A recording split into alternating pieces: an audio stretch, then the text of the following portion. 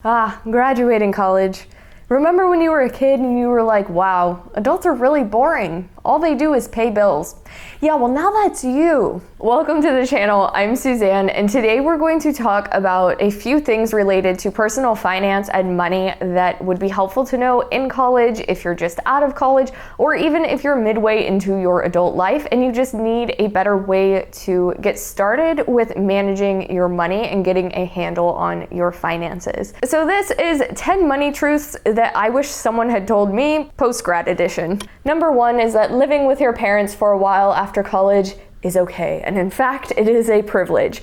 If you have a supportive home that you're able to go back to and your parents are letting you live rent-free or for a reduced rent amount, that may be an offer that you want to take them up on. Living alone is so expensive, and let's say that you're planning on spending anywhere from $1,000 to $1,500 on rent a month.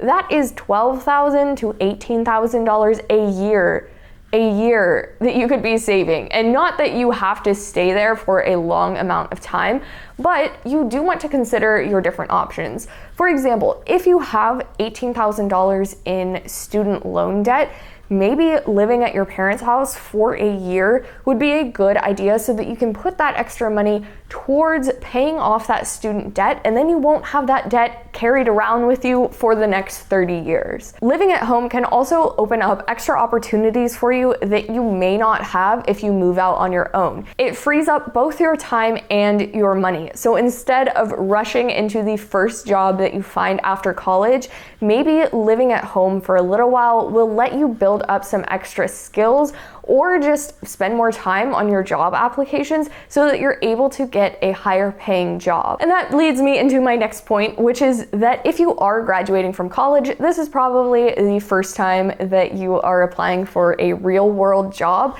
And it's important to know that salaries are always negotiable. You do not have to take the first job offer that you get, and you do not have to settle for a salary amount that you are not happy with. Don't be afraid to ask for what you think you deserve, but at the same time, there can be a benefit to doing work for free or for cheaper. Just make sure that the experience that you're gaining from that lower paying job is actually going to offset that lower pay later down the road. So if you're offered a job that is paying less than you would ideally like to make after college, you really have to consider whether or not it's worth it. If it's for a reputable company in the industry that you want to be in the city that you want to be in, yeah, that might be a good opportunity to take. If it is for some company where you're kind of doing the grunt work and you don't really see it leading you anywhere, it may be worth it to hold out for a little while and to wait for a better offer. Number three is that student debt is not something to ignore, and it is important to figure out what your plan is for repaying it. If you do have student loans, you need to sit down and actually figure it out. If you have loans from different places, add up all of those loan amounts, add up how much you owe, know what that total number is. Then sit down and figure out what the minimum payments that you have to make are, and figure out how long it would take you to completely pay off that debt if you made that minimum payment every month. That, I know, is probably not fun to look at, but it's good to have an idea of when you would actually be able to pay off that debt, because a lot of times people find that that date that they would be debt-free is actually a lot further out than they originally thought. So if you're not happy with how far out that date is, what you can do is then figure out how much sooner you would be able to pay it off if you contributed an extra $100 or $200 a month towards that debt. Looking at how much money you owe someone else is not going to be a fun activity. Like, I'm not going to pretend that it's going to be butterflies and rainbows. It's not fun, but it is really important just to get an idea of where you stand financially and what your goals need to be for the job that you're taking. Like, what salary are they paying you? Are you going to be able to comfortably make those minimum payments? And it can also give you a better idea of what your living situation needs to look like after college, maybe if you do need to live at home with your parents or find more roommates to reduce your cost of living so that you can put more money towards that debt or whatever else your financial goals are. The fourth thing that I wish someone had told me was that if you are saving money, it should be in a high yield savings account or a high interest savings account. So hopefully we all know what interest is, or at least have an idea of it. It's pretty much a bank is paying you a tiny amount of money to incentivize you to keep your money with them. Now, a large bank is probably only going to offer you an interest rate of 0.01%. 0.01, not even 1%, 0.01%. That's not ideal. That's not going to make you any extra money. It's not going to help you keep up with inflation. It's really not doing anything for you. So at the time that I'm making this, interest rates anywhere between like 0.75 to 1% are actually considered high yield. A lot of online banks like Capital One 360, Discover, CIT Bank, those all fall in the range of what would be considered a high yield savings account. So if your savings are not already in a high interest savings account, you may want to consider moving that money and opening up a new bank account with one of those high interest banks. And also under this category of savings accounts, it's good to go ahead and set up an emergency savings account that you do not touch unless there is actually an emergency, like your car tire pops or you break your ankle or something like that. Even if you're not setting aside a ton of money at first, set aside something, like set aside $10 or $20, whatever it is, just so that you can get yourself into the habit of taking money out that is not for discretionary spending that you are putting towards saving for your future. So number 5 is that credit cards are not evil, and in most cases you will actually need one. Now, I do understand if you are someone who knows that they have a spending problem. I understand the reasoning behind not wanting a credit card, but in most cases, you are going to need a credit card in order to have a credit score. If you are getting an apartment by yourself, they're going to look at your credit score. If you are trying to buy a car, they're going to look at your credit score. If you ever want to buy a house in the future, guess what? They're going to look at your credit score. And if you don't have a credit card, guess what you don't have? A credit score. So it's good to learn early on how credit cards are actually supposed to be used and how they can benefit you. And it's good to teach yourself how to use them responsibly. So I'll briefly go into what you would actually need to do to get a credit card set up. If you've never had any access to any credit before, you'll probably need to start with a secured credit card. You can usually ask whatever bank you're currently using if they offer secured credit cards, and you can get it through them. What you'll do is you'll give them $100 or $500, whatever the amount is.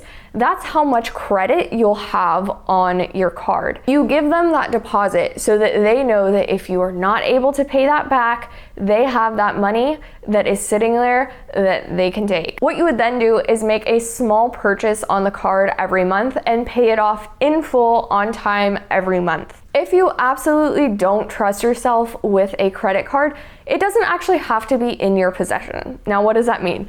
So let's say that you have a recurring subscription to something or a recurring expense every month, like let's say it's a $10 parking garage fee, and you know that every single month you have to pay $10 to park in that parking garage for the month to get your parking pass. So what you can do is put that charge on your credit card so that every month your credit card is charged $10. You'll also connect your bank account to automatically pay your credit card bill for you every month so that it is always on time and it is always paid in full. Assuming that that's all set up automatically, you're automatically charged $10 to park and you're automatically paying off that $10 every month. You can then give your card to your parents or to your grandma and have them keep it for you so that you aren't able to use it on discretionary spending. But the bottom line is that credit is extremely important don't overspend, don't miss a payment, and don't get into credit card debt if you can avoid it. The sixth thing is that you really need to learn how to budget. You really do. And when people think of budgeting, a lot of times what comes to mind is just like obsessively tracking every single penny that goes in and out. That doesn't necessarily have to be how you budget. So an easy way to start is to use an app like Mint that will automatically track everything for you.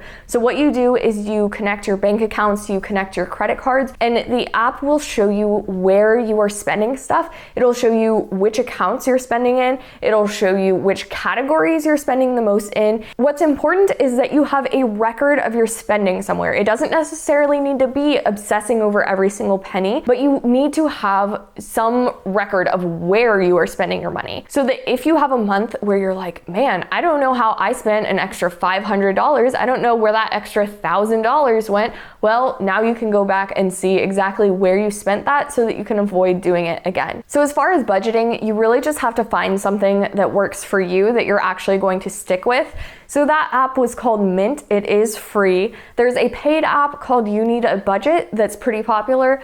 And you could always just make your own spreadsheet. That's what I do. Or you can write it down on paper or use something like cash envelopes where you're actually taking out the cash and physically putting it into different categories and limiting yourself on what you can spend in each category. So several different options there. Just do whatever works for you. But it's important to track your spending. Number 7 is to start investing and learning about investing as soon as you can. And a lot of people are going to be prioritizing paying off student debt and things like that, and that's totally fine.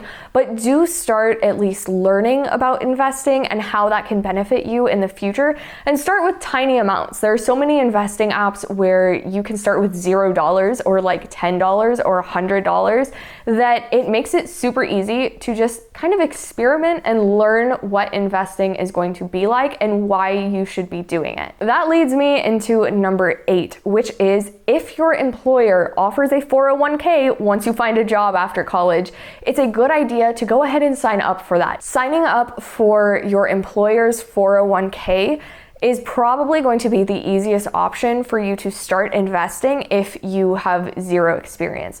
Usually whoever is working in your company's HR department or in accounting is going to be able to guide all of the employees through the 401k sign-up process, and they should be able to explain to you what your different options are, why you may want to go with those options, and that is the easiest place to start if you do have that option at your work. And even though retirement seems like it's super far away when you're first graduating college, it's really important to start as soon as you can so that you can really maximize the benefit of compounding interest over time. The 9th thing that I wish that someone had told me after or during college was that being self-employed or having your own business after college is actually extremely realistic. It's just not encouraged in the college system. So especially for things that are coding related or design related, you can make as much money or more money by being self-employed or having your own business. Just know that if you do go this route, it is probably going to be financially difficult and a little bit discouraging the first few months or even the first couple of years that you're doing it, but you can do it, and long term, that's going to be an extremely valuable skill that you've built to be able to work for yourself and to be able to run your own businesses. So the 10th thing that I wish that someone had made more apparent to me was that your time is valuable. It is worth something.